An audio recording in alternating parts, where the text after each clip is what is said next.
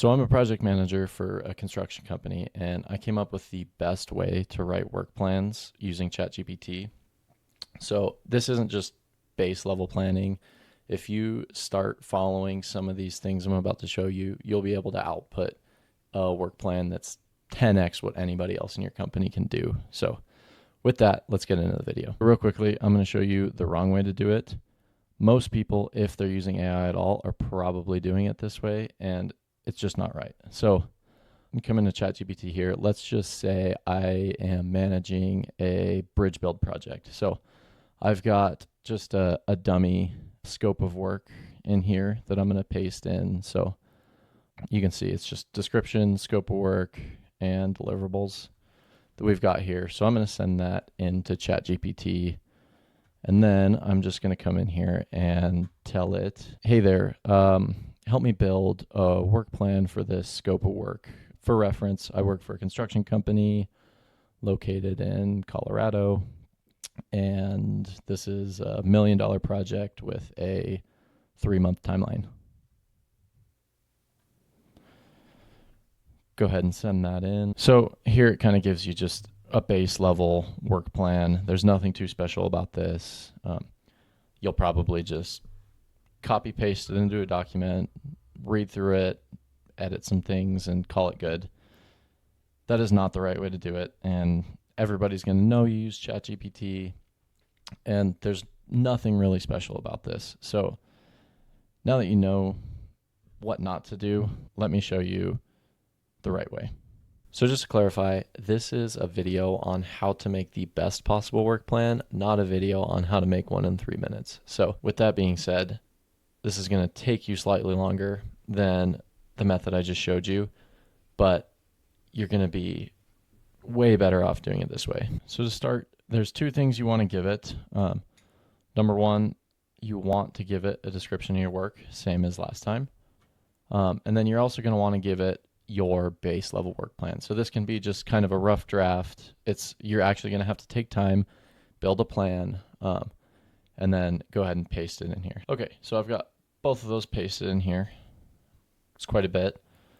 And I'm just going to go ahead and send that in. So once it's done reading that, I'm going to go in here and open up the voice mode.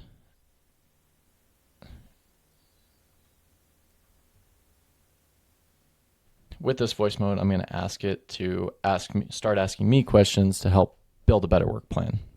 So for example, I'll kind of say something like this.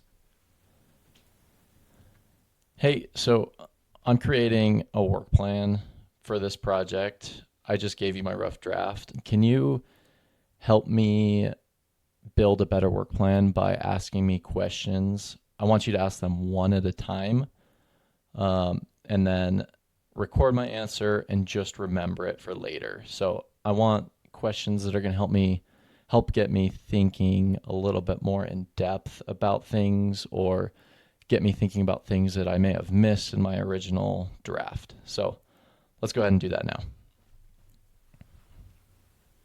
Absolutely. That sounds like a great plan. Let's start with the pre-construction phase. First question, have you identified all the necessary permits and environmental approvals you'll need before starting the project? Yes, I did take care of that. Great. That's one thing checked off the list. Next question, have you coordinated with all the utility companies to ensure that any conflicting utilities are relocated or protected before you begin demolition? I think I actually need to add that to my list. Good catch. It's definitely an important step. All right, next question. Have you included a detailed traffic control plan that outlines detour routes, signage, and safety measures, and made sure it's approved by the relevant authorities? Yes, that was in the plans. Perfect. It sounds like you're on top of that. Next question. Have you factored in any environmental protections like erosion control measures and made sure that they're in place before you start any grading or excavation? Yes. Great. It's good to have those measures in place. Next question. Have you planned out the sequence of... So you get the point. I'm not going to make you watch all of it, but I'm just going to sit here for 20, 30 minutes, however long, and just keep prompting it to ask me questions about the project until I feel like I've I've been maxed out. Like everything that could be asked has been asked. So once that's done, you're just going to have a huge list of questions, answers that it's going to remember. It's got all this in its system. So then you can come in here and ask it, for example,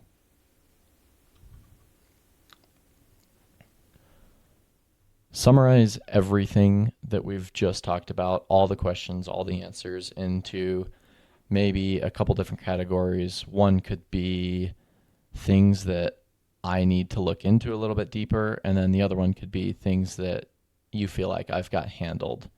Um, just put it in a simple, easy to read format that I can then turn around and use to continue on with my work plan. Go ahead and send that.